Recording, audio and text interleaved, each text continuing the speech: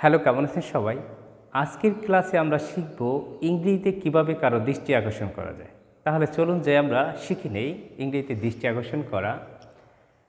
Example, excuse me, এটা আমরা বলে থাকি অনেক সময়। এক্সকিউজ মি, শুনুন। অর্থাৎ কোনো ক্লাস বা সেমিনারে গেলে আমরা সবার দৃষ্টি আকর্ষণ করে যে এক্সকিউজ মি, তার মানে শুনুন। এটার বাংলা হলো শুনুন।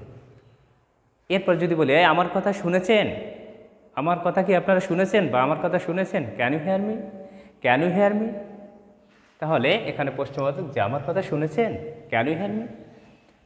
এরপর আমরা বলতে পারি আমার কথাগুলো শুনুন বা আমার কথা শুনুন, লিসেন টু মি, আমার কথা শুনুন।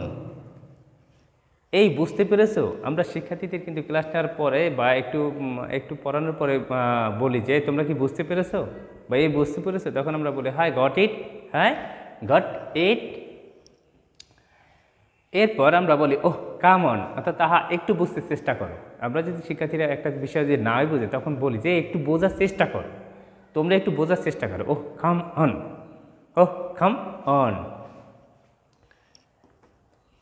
এরপর আমরা কিন্তু অনেকটা এরকম বলি আপনি যদি একটু এদিকে নজর দেন, একটা লোক দেখতেছি এর মধ্যে মানে একটা সেমিনারে অন্যদিকে তার মনোযোগ, তখন বলি আপনি যদি একটু এদিকে নজর দেন তাহলে কী হবে? May have your attention please, may have your attention please. এরপর যদি বলি এটা কি তোমার কাছে পরিষ্কার, এটা কি তোমার কাছে পরিষ্কার। একটা আমি গণিত পড়ালাম, একটা অঙ্ক করালাম, তারপর জিজ্ঞাসা করতে পারি শিক্ষার্থী এটা কি তোমার কাছে সম্পূর্ণ পরিষ্কার, এটা কি পরিষ্কার তোমার কাছে?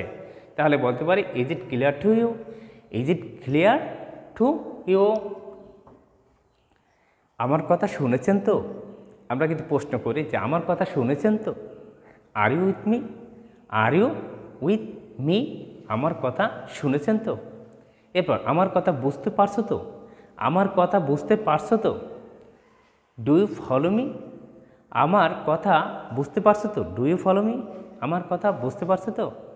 এবার তুমি কি বুঝতে পারছো, তুমি কি বুঝতে পারছো, এই জাতীয় প্রশ্ন। তুমি কি বুঝতে পারছো? Do you understand, do you understand, তুমি কি বুঝতে পারছো? আমরা যে কোনো একটা ক্লাসটা পরে বা একটু শেখানোর পরে জিজ্ঞাসা করি তুমি কি বুঝতে পারছো, ডু ইউ আন্ডারস্ট্যান্ড।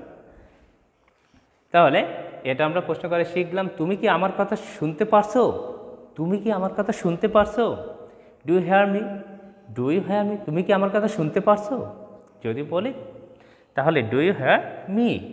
আচ্ছা, এরপর যে তুমি কি আমার কথা শুনতে পারছো না, ডোন্ট ইউ হেয়ার মি, অর্থাৎ এটা হচ্ছে ডু ইউ হেয়ার মি, তুমি কি আমার কথা শুনতে পারছো, এটা negative form don't you hear me, তুমি কি আমার কথা শুনতে পারছো না। অর্থাৎ আমরা ইংরেজিতে কারো দৃষ্টি আকর্ষণ করার ক্ষেত্রে অবশ্যই আমরা এই ইংরেজি বাক্যগুলো ব্যবহার করতে পারব। অর্থাৎ আপনারা যারা ইংরেজি শিখতেছেন অবশ্যই এই জাতীয় ইংরেজিগুলো নোট করে রাখতে পারেন, কাজে আসবে। আর এই ক্লাসগুলো শেয়ার করে রাখতে পারেন। শেয়ার করলে কী হবে, পরবর্তীতে আপনি নিজে একা একাই কিন্তু এই ক্লাসগুলো পরে দেখতে পারবেন। ধন্যবাদ সবাইকে।